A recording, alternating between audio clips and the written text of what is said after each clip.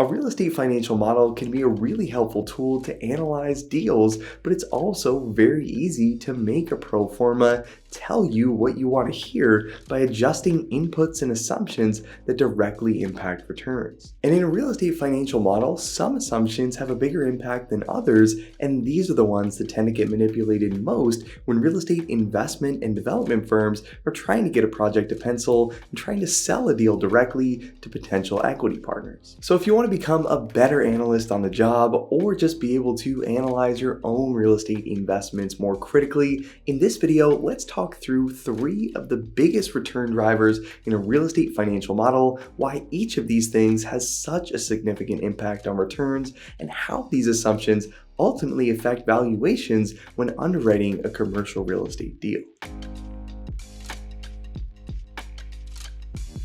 So return driver number 1 in this video is an assumption that not only drives the income a property can generate, but also the projected sale value at the end of an assumed hold period, and this is the annual rent growth in a model along with the timing of those projected rent changes. Revenue increases during the hold period directly impact the cash flow from operations a property can generate, especially on levered deals with fixed rate loans, and since revenue increases will also impact the NOI for the next buyer of the property, these assumptions inevitably have a significant impact on sale proceeds as well. Rent growth figures tend to be most impactful to returns in the earliest years of a hold period, since rent increases compound over time, meaning that the more quickly rents are assumed to increase on a deal, the larger those increases are going to be down the line. And to illustrate this with an example, let's take a look at returns on a deal acquired for $10 million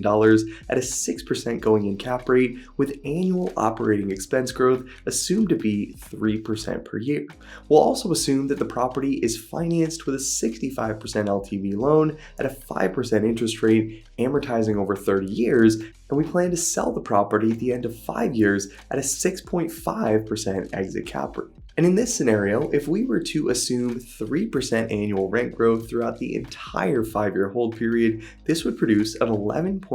IRR, a 1.7x equity multiple, and a 6.2% average cash on cash return. However, if we were to increase that assumed rent growth by just 100 basis points to 4% per year, the IRR, equity multiple, and average cash on cash would jump to 15.5%, 1.9x, and 6.9% respectively. And if we were to decrease that assumed rent growth from 3% down to 2% per year, those returns would drop to just 7.5%, 1.4x, and 5.6% on the deal. And while this isn't all that surprising, where this really starts to matter is when rent growth in the early years of an analysis is underwritten to be significantly higher than rent growth during the rest of the hold period, making the performance of the deal heavily reliant on that strong initial rent growth actually materialize. And to illustrate this, let's say we go into this same deal, but now we assume that rents will jump by 6% in year 2,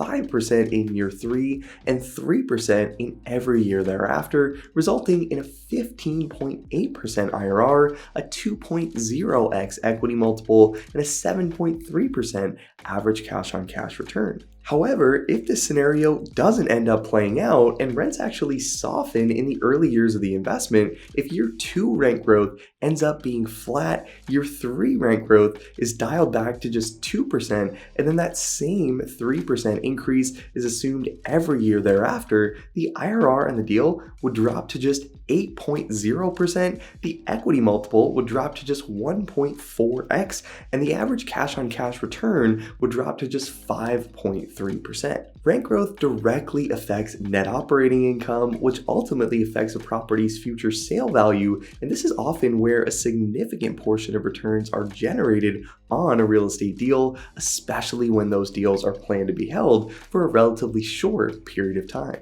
This is why it's always so important to look closely at rent growth assumptions within a pro forma, especially in the early years of the hold period, since rent growth projections that are overly aggressive can expose you to a significant amount of risk down the line, while conservative rent growth assumptions can make sure your downside is protected if rents don't end up increasing at the pace you had hoped. Now, the second key assumption in a real estate pro forma that's going to have a significant impact on returns is directly related to the sale of the property, and this is the exit cap rate assumption at the time the property is sold. Real estate investment firms calculate projected sale value on a deal by taking the next buyer's first year of projected net operating income, or the 12 months of NOI after the property is assumed to be sold, and then they divide that NOI figure by an assumed exit cap rate at that time to ultimately arrive at a future property value. And because the exit cap rate is used as the denominator within the sale proceeds calculation, even small changes in this value can significantly impact returns, even if nothing else changes on the deal as a whole. So to use that same example we just used to illustrate the importance of rent growth, if we assume that rent growth stays constant at 3% per year throughout the entire hold period at a 6.5% exit cap rate, to zoom in on just the return metrics that factor in sale proceeds, our IRR on the deal would be 11.7% and our equity multiple on the deal would be 1.7x. However, if we were to decrease this exit cap rate assumption by just 100 basis points down to 5.5%, this deal all of a sudden starts to look a lot more attractive, with the IRR jumping to 18.6% and the equity multiple jumping to 2.2x. And the shorter the hold period is, generally the higher these swings in returns are going to be, with fewer years to generate cash flow from operations and sale proceeds making up a significantly higher portion of the total cash flows on the deal. This is all to say that, again, within a real estate pro forma, it's extremely important to understand how sale proceeds are being calculated, how realistic the exit cap rate assumption is going to be at the time the property is sold, and if you're willing to tolerate the risk associated with relying on a speculative sale value to generate the majority of your returns. Now, finally, on top of rent growth and exit cap rate assumptions, the third major driver of returns in a real estate financial model isn't associated with the operations or really even the value of a property directly, and this is the amount of debt used to finance a deal. Many real estate investment firms will look at returns on both an unlevered and levered basis, analyzing a property's cash flows both with and without debt, since leverage levels can have a significant impact on projected performance and the risk associated with a deal. So to go back to that same example we've been using throughout this video,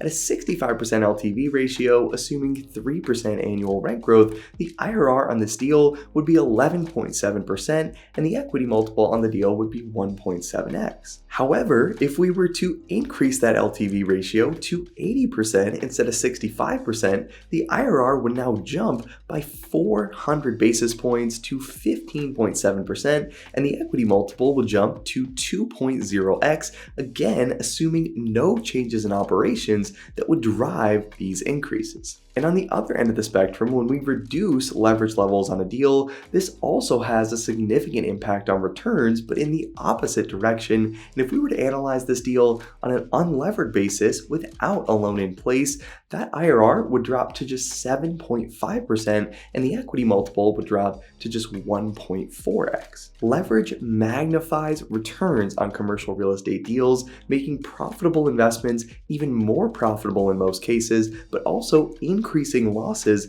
when rents or values decrease in a market and increasing default risk when economic times get tough. Again, this is why it's so important not to take investment returns at face value and to dig into how much leverage is being used to generate those returns, since higher loan proceeds tend to result in much better deal performance within a pro forma, but this also substantially increases the risk that you might be taking on by investing in a deal. At the end of the day, real estate investment firms, especially those raising third-party equity, can do a lot to make a pro forma say what they want it to say, but if you're analyzing a deal that might go in your own portfolio, looking at a potential acquisition at work, or considering investing passively as a limited partner on a deal, these are three of the biggest levers that investors tend to use within a real estate pro forma to make a deal pencil, and these are the metrics I look at first when considering how realistic projected returns are likely to be. And if you want to learn more about the real estate investment analysis process,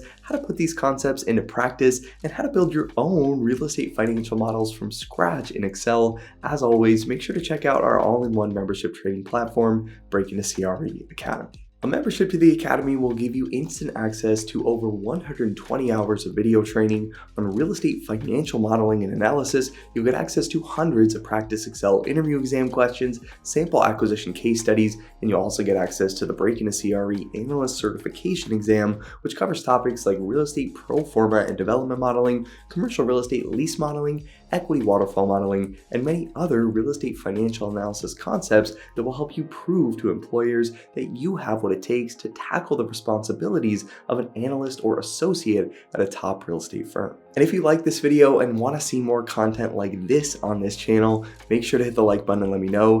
know what other modeling or pro forma related topics you'd like to see covered in a future video. As always, thanks so much for watching, guys. I hope you found this helpful. Subscribe to the channel if you haven't already to see more videos like this every single week, and I'll see you in the next video.